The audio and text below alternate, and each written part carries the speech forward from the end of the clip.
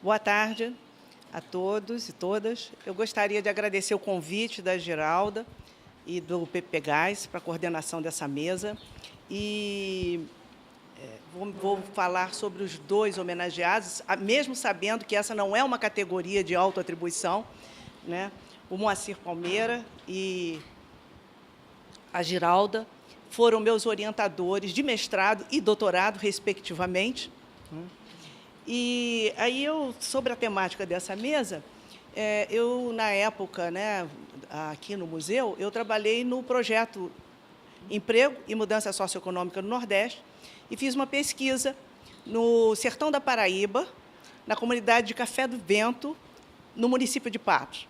Nesse momento, era o governo autoritário e haviam grandes transformações se passando. A rodoviária de Patos era um lugar de constante movimento de pessoas do sertão para São Paulo e para o Rio de Janeiro.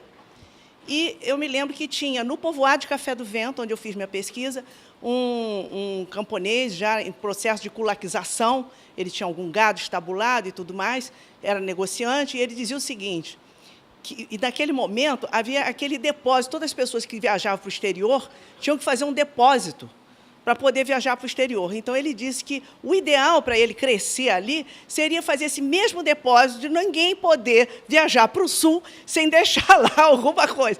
E ele mesmo chegou à conclusão, bom, se viesse uma lei dessas, ia ser uma guerra aqui. Então, muito interessante isso para pensar.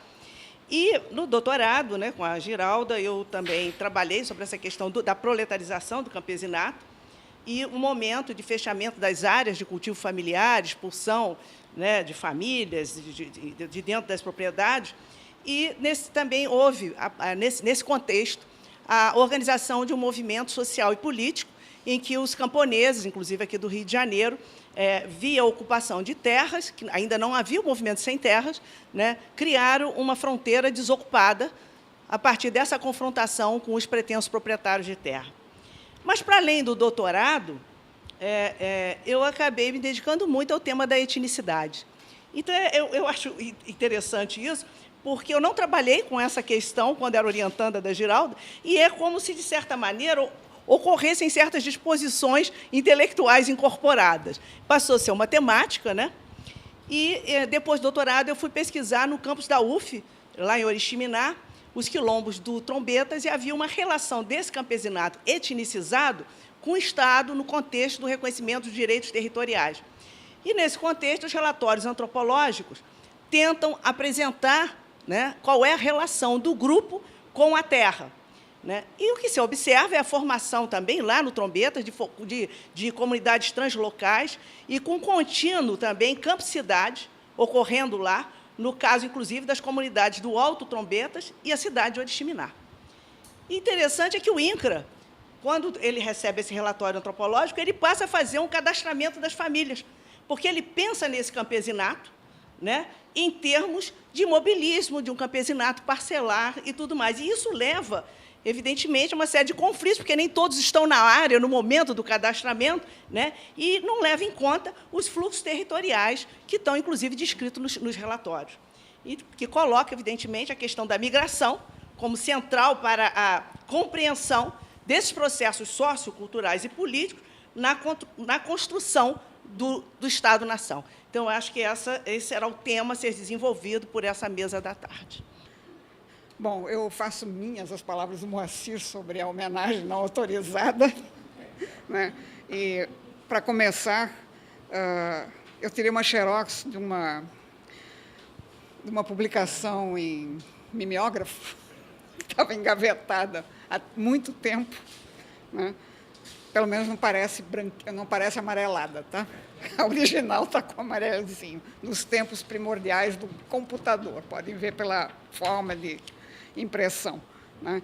E eu vou falar exatamente sobre, vamos dizer assim, a migração rural urbana, mas num contexto muito específico e, no caso aqui, esta mesa, né, vem do norte para o sul, né, na verdade, em relação à parte da manhã, né, em que tivemos um trabalho sobre Minas Gerais, outros relacionados com o Nordeste, e aqui as duas pessoas que estão me acompanhando na mesa trabalham no Rio Grande do Sul, e o meu trabalho de campo com camponeses é em Santa Catarina, né?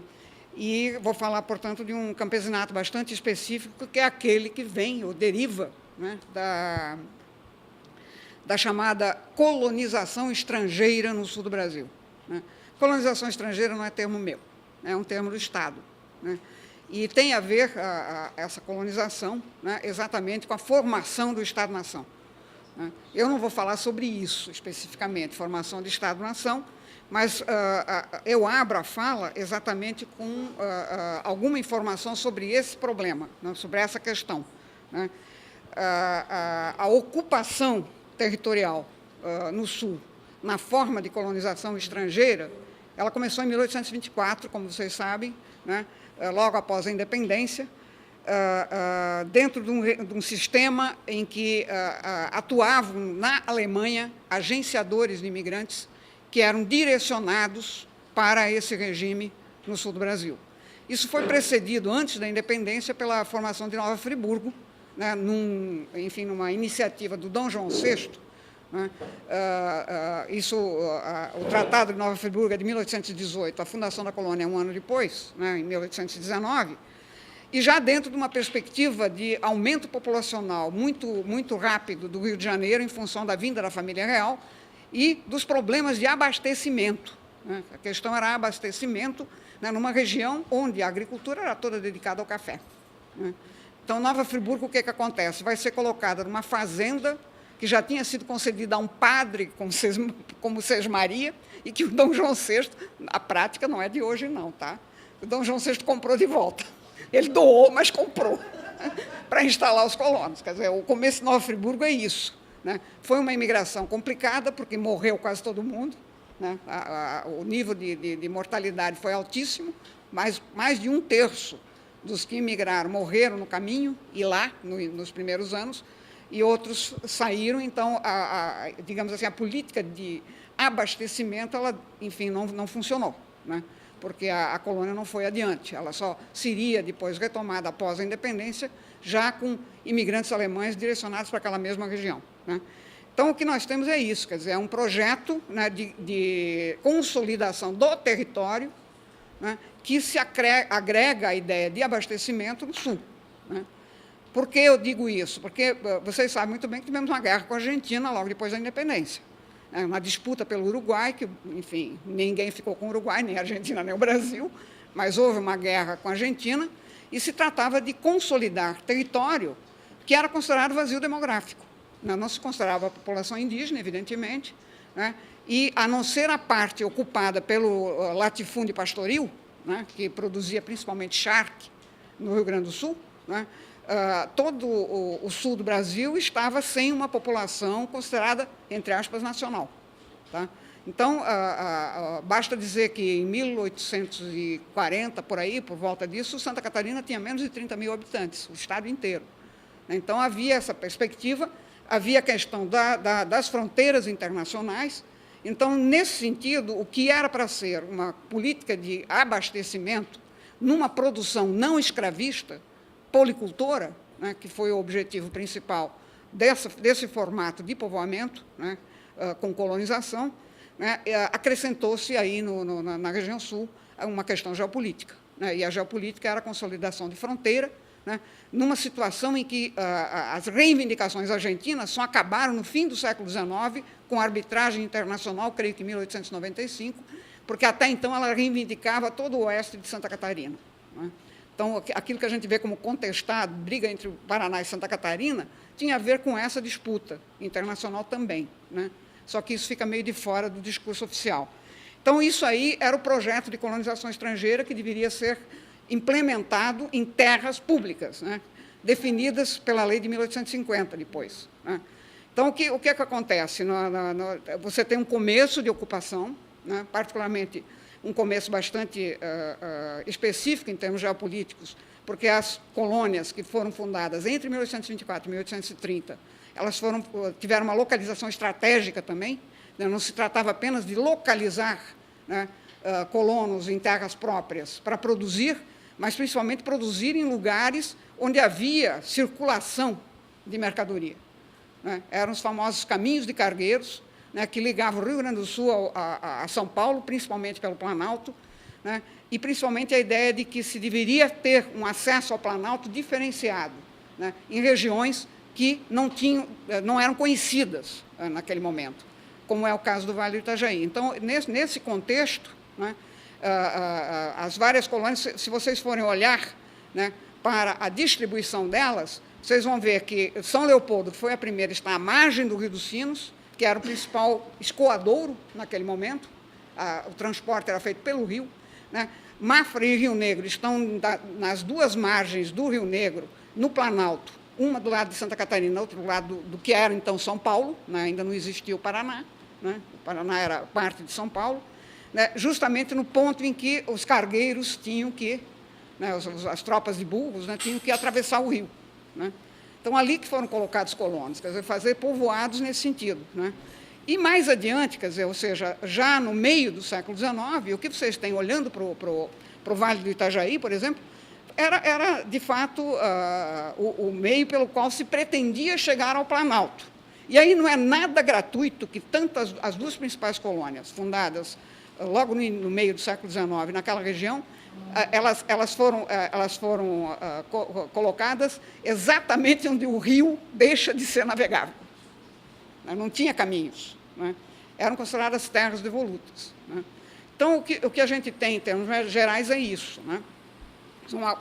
Um projeto do Estado Imperial, de consolidação territorial também, né? Além de abastecimento, né? E, de fato, feita com imigrantes estrangeiros por uma razão que ainda não era definida como racial, né? Mas que tinha conotação racial, né? Tanto que no Tratado de Nova Friburgo se falava em brancos, né?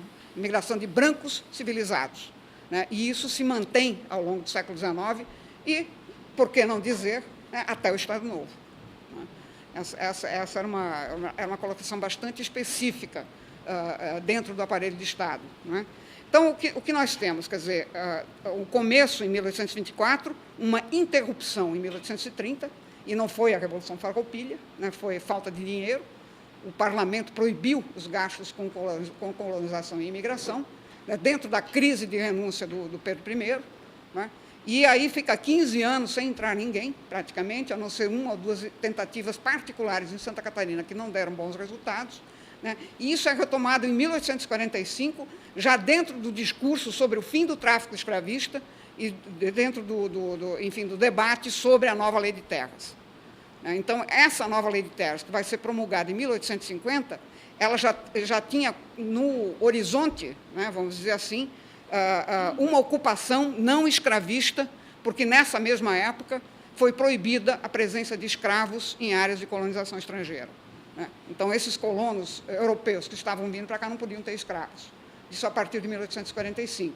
Foi colocada uma colônia em Petrópolis, né? Outra em Minas Gerais, se eu não estou enganada, por conta da construção da estrada, né? Basicamente, que foi mais ou menos na mesma época, 1845. Né? Mais adiante, já no 1860, o Teófilo Otoni colocou uma em Minas Gerais e no Espírito Santo. No Espírito Santo, o problema eram os botocudos, né? Precisava civilizar os índios, e a maneira que eles encontraram de civilizar os índios era botar colono europeu civilizado que poderia transformar esses índios, como eles diziam na época, em trabalhadores úteis. Então, esse é o contexto, né, em que vai se desenvolver, principalmente no Sul, né, porque essas outras áreas, essas outras regiões são inteiramente pontuais em relação à colonização. Foi uma colônia em Minas, uma colônia em São Paulo, uma colônia, em Rio de Janeiro, duas ou três em Espírito Santo e acabou, né? A concentração toda vai acontecer no sul do Brasil. Por quê? Vocês podem até perguntar, mas como, né? Por que o Sul, né? Se o Brasil era tão grande e havia uma intenção mais geral, né, de colonização com imigrantes em outras regiões? Simplesmente porque não interessava, né, as províncias que não eram do Sul, nesse formato de povoamento, nesse formato de, enfim, colocação de localização de imigrantes. Então, o que nós temos aqui é uma colonização dirigida, uma imigração dirigida, vinda até 1875, basicamente de países alemães, né? Eu não vou falar em Alemanha, porque a Alemanha não existia, né? Mas vinha de países alemães, e depois de 1875, então, com uma ampliação na medida em que começam a entrar os italianos, particularmente no final do século, também os poloneses, né? Então, esse é o contexto, né, em que a gente vai ter a ocupação do Vale do Itajaí, que é sobre isso que eu vou falar aqui, né, dentro dessa discussão mais geral, né? Uma área que começa a ser, na verdade, colonizada a partir do seu curso médio, no ano de 1850, com a fundação de Blumenau, né? E o que a gente tem aí também, nessa circunstância, é já uma colonização realizada, né, enfim, como um modelo particular, né? O que acontece em 1845? Como eu disse antes, não tinha dinheiro, pararam em 1830. Continuava a não ter dinheiro, né, no meio do século XIX, né? Então, o que a lei de terras permitiu? Justamente que o acesso fosse feito por compra, né, seja na forma de lotes coloniais, né, numa administração oficial, portanto, colônias que eram administradas pelo Estado, né, mas também abriu-se a oportunidade para que empresas colonizadoras, né, adquirissem terras devolutas, né, para realizar a colonização, né, e tinham que realizar a colonização de acordo com a lei. Ou seja, eles não podiam simplesmente comprar um latifúndio, né, e não assentar colonos. Eles tinham que fazer a ocupação, né, dentro do modelo legal, né? E esse modelo legal, né, tinha como objetivo principal, como eu disse, o primordial, a implantação de um sistema fundiário baseado na pequena propriedade familiar em áreas consideradas vazias, né, sem população, através da venda de terras públicas. Isso é muito claro quando você olha a lei, né, e quando você olha o discurso que antecede a lei, né? E, ao iniciar-se a colonização do Vale do Itajaí, né, o que você tinha ali era apenas alguns poceiros, né, e alguns seismeiros nas proximidades do porto, né, ou seja, da vila de Itajaí, então, né, hoje a cidade de Itajaí, né, e, enfim, já dentro de uma perspectiva em que se autorizava a colonização particular. E, nesse caso aí, né, o Hermann Blumenau, por exemplo, não teve grande dificuldade para obter concessão de terras públicas dentro da limitação imposta pela lei, porque também havia preocupação de que se poderia, e aí risco para o território nacional, né, risco para, enfim, né, exatamente, a supremacia do Estado, né, áreas além de 6 léguas em quadra. Então, cada empresa, né, colonizadora podia reivindicar por compra, né, era comprado, até 6 léguas em quadra, né, para realizar o processo colonizador. Então, o que a gente tem aí é uma imigração dirigida, né, num primeiro momento, imigrantes originários principalmente da Alemanha, como eu falei, né, e o que aconteceu no caso do Hermann Blumenau é que, enfim, todo mundo associa imediatamente, né, porque, afinal de contas, a colônia recebeu o nome do fundador, né, mas 10 anos depois, quando começou para valer a colonização do Vale do Itajaí, né, o que aconteceu foi que o Hermann Blumenau teve que repassar a colônia de volta para o Estado, porque ele não tinha mais dinheiro, exatamente pelas dificuldades, né, enfim, de aliciar imigrantes na Europa, né, porque havia uma exigência explícita para a imigração familiar, né, é interessante observar isso. Claro que isso aí tem por trás 2 modelos, né, 2 modelos de colonização. Wakefield e o projeto para a Austrália, né, um dos projetos para a Austrália, porque ele tinha tanto um projeto para pequenos agricultores quanto para latifundiários capitalistas, né, e, por outro lado, a colonização do meio oeste americano, que àquela altura já estava começando e atraindo uma população imigrante da Europa, do norte da Europa, principalmente Suécia, Dinamarca, Alemanha, a região da Alemanha, né, e Noruega, né, basicamente estavam se deslocando maciçamente para os Estados Unidos, e uma parte dessa imigração ia para o meio oeste. Então, eles, na verdade, o modelo nosso era para ser de farmers, né, ou seja, aquele agricultor familiar capitalista, né, resultou em camponeses, né, e resultou em camponeses por uma razão muito simples. Quer dizer, o nosso modelo, a quantidade de terras atribuída a cada família era muito pequena, né, para se constituir, de fato, uma exploração que tivesse um rendimento grande, né, não dava, né. Então, o Vale do Itajaí entra no cenário da imigração por essa via, né. conhecido como região de colonização alemã, mas foi, de fato, etnicamente, digamos, homogêneo só nas primeiras décadas de colonização, né? Em 1860, o governo imperial, além de assumir a colônia de Blumenau, né, também fundou Brusque, no outro rio, né? E a procura ali era, basicamente, um caminho para o Planalto, porque, se você quisesse ir ao Planalto saindo de Florianópolis, você tinha que ir a Curitiba. Isso, no meio do século XIX, era enfim, uma viagem um tanto ou quanto longa, né? E a própria primeira colônia de Santa Catarina foi fundada numa região que daria acesso ao Planalto, né, mas que acabou não dando muito certo, né? Os imigrantes saíram pela falta de condições de reprodução ali, né? Então, o que nós temos aí é que a região inteira foi demarcada com lotes coloniais, né, usando a mão de obra dos imigrantes, evidentemente, e tomou por referência a topografia regional, né?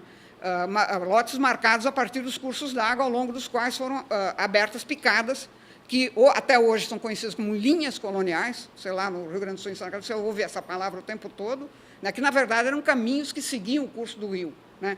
E foi demarcada com lotes de 25 hectares. Né? E a lógica desse tipo de demarcação estava exatamente nessa topografia acidentada e no acesso às vias de comunicação, né, o que supostamente garantiria pelo menos uma pequena área de várzea a cada família de concessionários, né? Além dos lotes coloniais destinados à agricultura, o modelo seguido para a demarcação, né, das terras previu também lotes urbanos, né, e é aí que eu quero chegar, bem menores, né, destinados a comerciantes, artesãos, administração colonial, etc., né, em locais destinados a futuras vilas. Então, o modelinho do Estado era bem bonitinho, né? Você tinha aí a vila, né, o que deveria ser o povoado, né, estava na margem do rio, no ponto em que o rio deixou de ser navegável, isso para o Vale do Itajaí, né? E, a partir daí, se faz uma linha mais principal, né, uma linha principal, a partir da qual são demarcadas as outras, quase sempre seguindo os cursos d'água, ou seja, os pequenos afluentes, né? E, com isso, aos poucos, durante 50 anos, né, foram introduzidos imigrantes de diferentes procedências, ocupando toda aquela área, né? A área norte de Santa Catarina, basicamente, porque tem também a colônia de Joinville, que foi formada nas terras da família imperial, né, nas terras destinadas ao dote da dona Francisca, que era a irmã do Pedro II, que casou com o príncipe de Joinville, por isso a cidade tem esse nome hoje, né? Então, o que a gente tem aí esses dois modelos. Todos eram chamados de colonos, né? Então, isso depois vai se refletir na questão da identidade, mas não vou falar sobre isso, não, né? Então, em cada colônia, né, a ocupação das terras se realizou a partir desse centro demarcado como urbano, né, que não existia cidade, né? E as linhas coloniais acompanhando, como eu disse, as margens dos cursos d'água, né? E tudo isso, enfim, se reflete mais tarde no próprio traçado das cidades, né? Elas vão tomando formato, né? À medida que a cidade expande, ela vai engolindo o campesinato, né?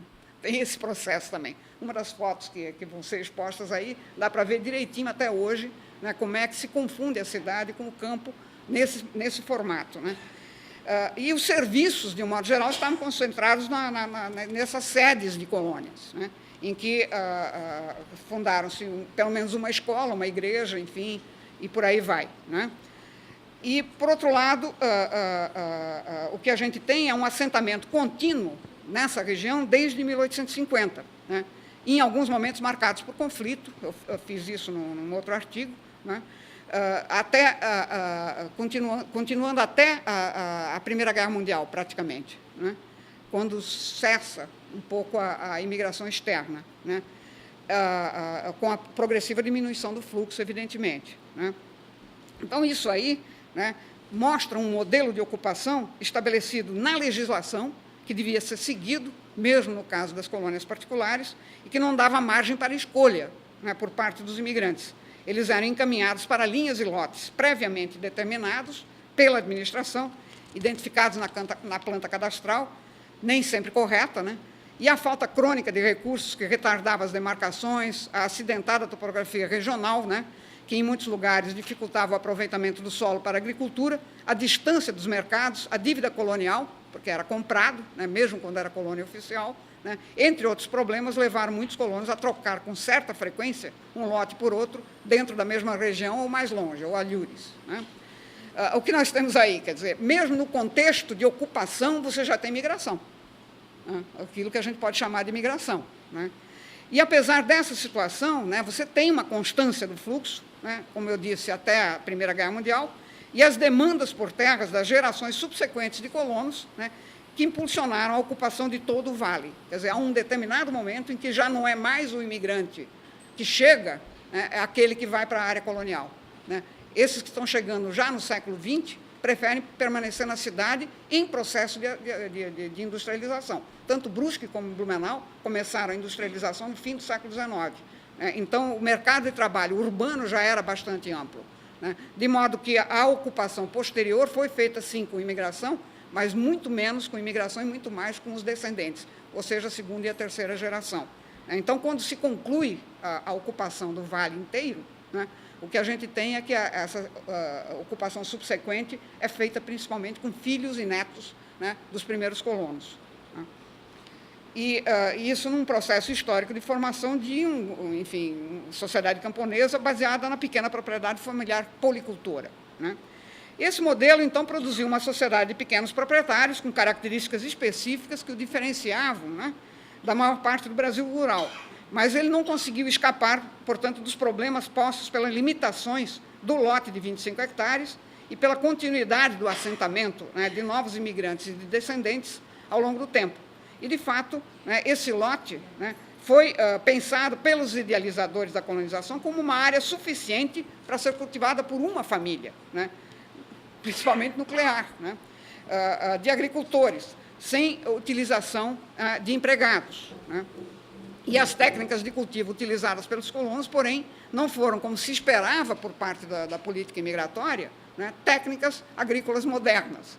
Todo mundo achava que eles iam botar lá um cara que já ia usar arado, ia usar todas as técnicas conhecidas na Europa do século XIX. Não dava, simplesmente porque eles tinham que derrubar uma floresta. Então, além da questão da ocupação, tinha o desbravamento. Né? E o desbravamento, pelo menos para a primeira geração, foi um complicador, né? Porque eles não podiam usar nenhuma técnica que eles pudessem ter trazido. Então, o que aconteceu? Foram chamados de caboclizados porque usaram a derrubada, a coivara, simplesmente. Né? Passaram a usar a técnica do caboclo brasileiro, né? O que causou muitos relatórios xingando, né, esses caras que, afinal de contas, não tinham essa mentalidade capitalista que era esperada, né, de colonos civilizados. Né? Então, o uso de técnicas de cultivo consideradas primitivas, né, o discurso camponês sobre a subsistência e a policultura, o caráter pouco capitalista da atividade econômica dos colonos assinalado na literatura e nos relatórios das autoridades, fez com que muitos analistas da própria colonização enfatizassem esse processo de caboclização do imigrante, né, e a instabilidade crônica derivada da lavoura extensiva, né, revelando, portanto, um certo progressismo, né, também da mobilização governamental de produzir farmers em vez de camponeses. Né? Só que isso não se realiza. Né? E, nessas circunstâncias, né, com a ocupação contínua das terras disponíveis, ficava difícil para a segunda e a terceira geração, né, de colonos manterem-se na condição camponesa de pequenos proprietários, né, no lugar onde estava a sua família, né, pois a subdivisão do lote original inviabilizava para todos a continuidade dessa reprodução. Né.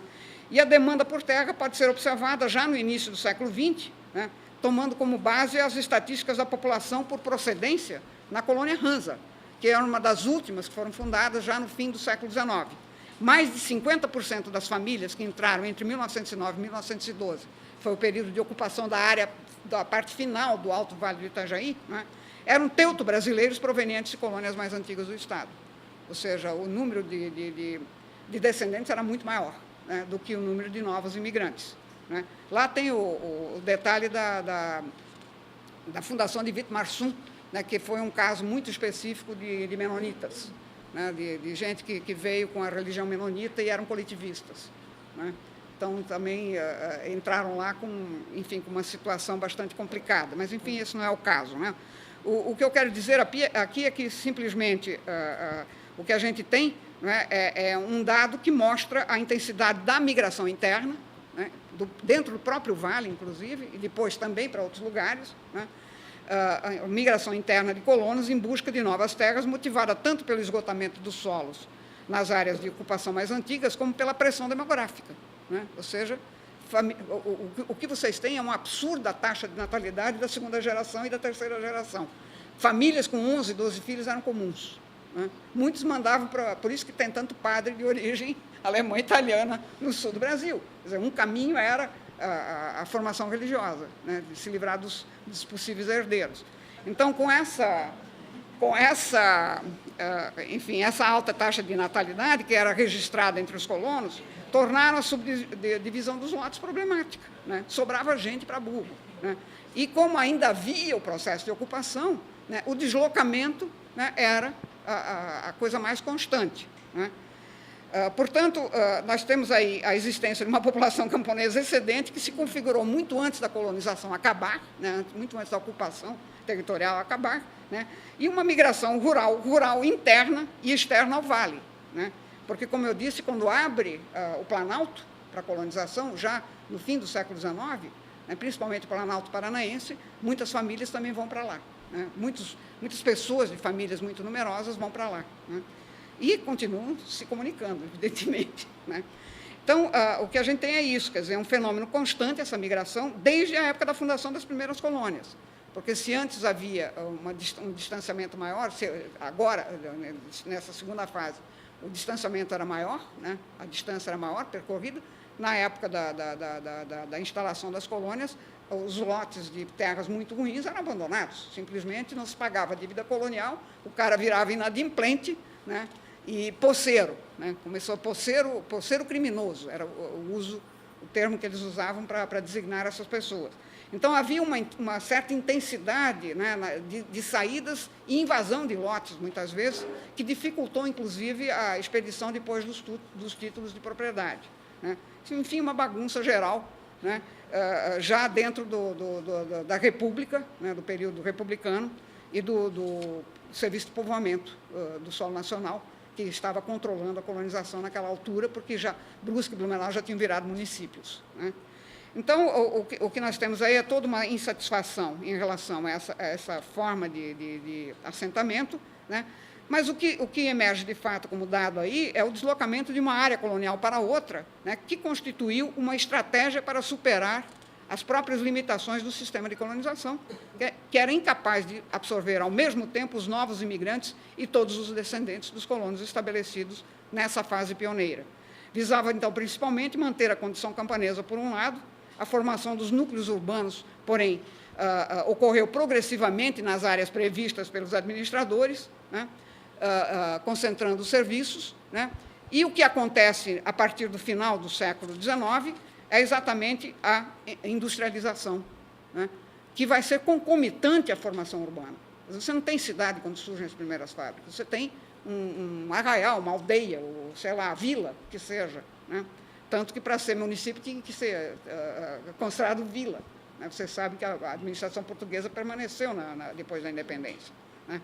Então, no que passaram a condição de vila, 25 anos depois da fundação, eles puderam simplesmente virar município, né? E aí começa uma outra briga na qual eu não vou entrar, que é a briga política, né? Mas, enfim, né, eu diria que, a rigor, é um exagero chamar qualquer uma dessas vilas ou desses povoados existentes por ali, no século XIX, de cidade, né? Nem mesmo as duas primeiras sedes municipais, no caso, Brusque e Blumenau, né, que passaram essa condição na década de 1880. Né? O que a gente tem, na verdade, né, enfim, o impulsionamento a partir, né, da instalação das indústrias, né? Basicamente é isso, né? Portanto, o crescimento urbano, embora os colonos chamassem aquilo lá de Stadtplatz, né, que é um termo usado, que indicaria um lugar que pode ser uma cidade, quer dizer, é um lugar da cidade, mas não é uma cidade, né? Então, Stadtplatz era o termo que era usado, né, e, de fato, o crescimento urbano ele ocorreu ao mesmo tempo que o crescimento industrial, coincidindo também com a fase final dos assentamentos coloniais. Vocês vejam que a circulação de gente ali era intensíssima, né? E aí o que acontece? Quer dizer, a migração rural-urbana, motivada pela existência de um mercado de trabalho industrial em constante expansão, nesse caso, né, manteve-se em grande parte dentro das antigas áreas coloniais, né? E a proletarização do campesinato, oriundo do processo de colonização, não produziu necessariamente deslocamentos da área rural para essa área urbana em formação, né? Então, a busca pelo mercado de trabalho urbano, ele produziu 2 tipos de colonos proletarizados, além dos que ficaram como colono forte, né, na área rural, ou seja, aquelas famílias que realmente conseguiam sobreviver apenas do trabalho na agricultura, né? O que você tem aí, 2 tipos de colonos proletarizados, né? Os que se tornaram, de fato, habitantes da cidade, né, e os que permaneceram no meio rural e trabalham na cidade, né? Você tem as 2 situações. E ambas estão relacionadas às estratégias familiares camponesas de reprodução social, né? Com exceção do pequeno segmento de técnicos especializados recrutados pelos empresários locais diretamente na Alemanha, né, a mão de obra não qualificada nas indústrias têxteis, por exemplo, que foi o primeiro segmento industrial que lá se desenvolveu, né, veio do campo, né, das proximidades da área urbana. Filhos de colonos, né, ou mesmo imigrantes não afeitos à atividade agrícola, né, são os principais operários que vão surgir, né, dentro da área urbana, né. Então, a principal atividade econômica registrada nessas vilas, né, antes de iniciar-se o processo de industrialização, estava relacionada ao comércio de produtos coloniais, né, e os proprietários das casas de comércio, ou vendas, né, como são conhecidas até hoje na região, negociavam com os colonos a produção excedente da lavoura, né, e quase todos esses comerciantes eram imigrantes que progressivamente aumentaram seus capitais e ampliaram seus negócios, né, e a acumulação, então, desses vendeiros, né, constituiu esse ponto de partida para a maioria dos empreendimentos industriais. Mas, ao mesmo tempo, você tem toda uma produção artesanal, familiar, né, que também demandava, eventualmente, a contratação de empregados, né. Então, o mercado de trabalho ele aumentou muito rapidamente, né, principalmente depois da Primeira Guerra Mundial, né, até porque os empresários locais quase todos estavam endividados na Alemanha, e com a desvalorização brutal, né, do marco alemão, eles ficaram sem dívida, né, e puderam, então, expandir, né, de fato, as suas empresas, né. Agora, grandes e pequenos estabelecimentos industriais estavam instalados na vila ou mesmo fora delas, recrutaram mão de obra necessária entre os colonos, né, e seu crescimento contribuiu para a formação de bairros operários em suas proximidades e, consequentemente, para a expansão urbana, né. Enfim, o que a gente tem é basicamente isso, quer dizer, as coisas acontecem ao mesmo tempo, né? Tanto a migração, quanto a colonização, quanto a urbanização e industrialização, né? E aí, nessas condições, né, abriu-se um mercado de trabalho relativamente próximo, que, em grande parte, permitiu a coexistência da pequena exploração camponesa com o trabalho assalariado, fenômeno que também ocorreu em diversos países europeus desde o início do século XIX. Então, eles tinham uma matriz original, né? Ou seja, eram pessoas que também na Alemanha já haviam sido, não todos, evidentemente, mas já haviam sido worker peasants, ou camponeses proletarizados, né? Então, eles repetem um pouco no Vale do Itajaí, né, o processo que estava acontecendo também na Europa na segunda metade do século XIX, né? Portanto, o mercado industrial cria condições para a prática da agricultura de tempo parcial, né? Esse é o ponto central da questão. Em menores parcelas de terra e absorvendo a mão de obra excedente da colônia, né? Assim, a crise do sistema de exploração agrícola, que se anunciava, né, foi, em parte, resolvida pela demanda de mão de obra industrial, sem que houvesse ruptura com a comunidade rural, né? Ficando ou não na comunidade rural, não houve a ruptura daqueles que foram morar na área urbana, em bairros operários, né? Então, o que a gente tem, basicamente, aí é que se constitui uma nova, enfim, atividade econômica, mas o assalariamento parcial não era um fenômeno novo para esses colonos, né? Particularmente porque, como eu disse, também na Europa isso aconteceu, mas, por outro lado, né, nos períodos, enfim, de instalação da colônia, eles tinham empregos, né, temporários em outras atividades, como, por exemplo, serrarias, né, engenhos de açúcar, enfim, de mandioca e outras coisas mais, que eram de propriedade dos comerciantes, né, serrarias clandestinas, inclusive, muitas vezes, moinhos, né, e, principalmente, o mercado artesanal, digamos assim, né?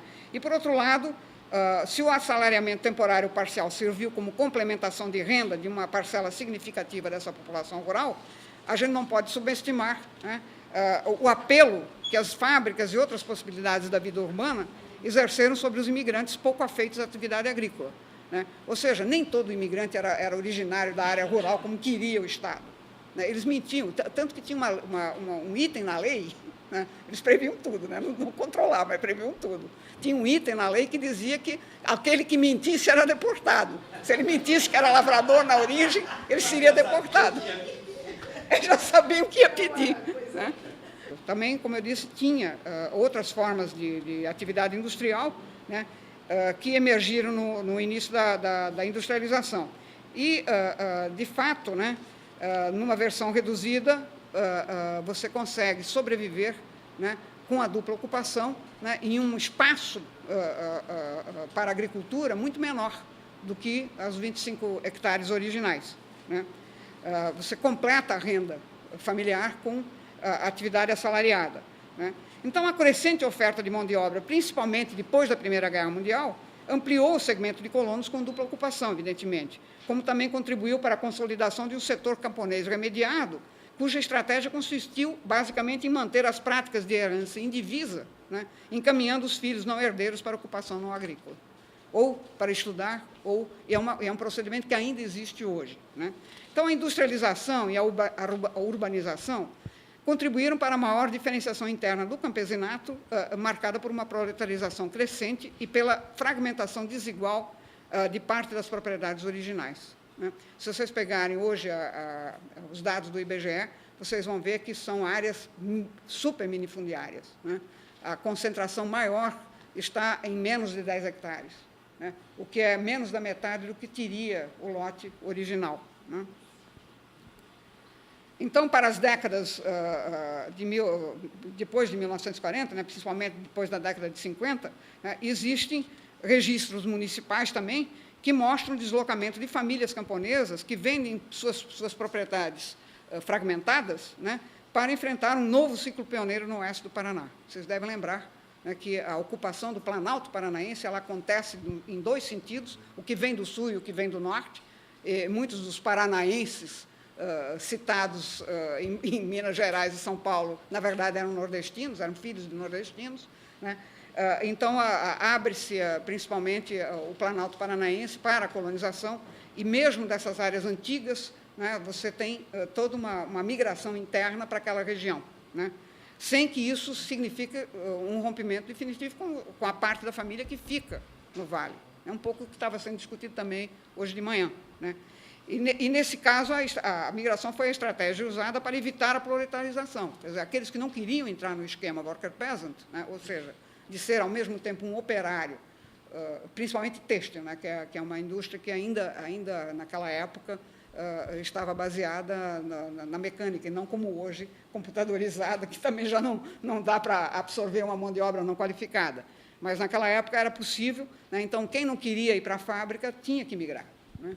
A migração era uma condição, né, importante, pelo menos para alguns dos filhos, né, e eles passam a procurar novas frentes de expansão, que é a nossa realidade, realmente, né?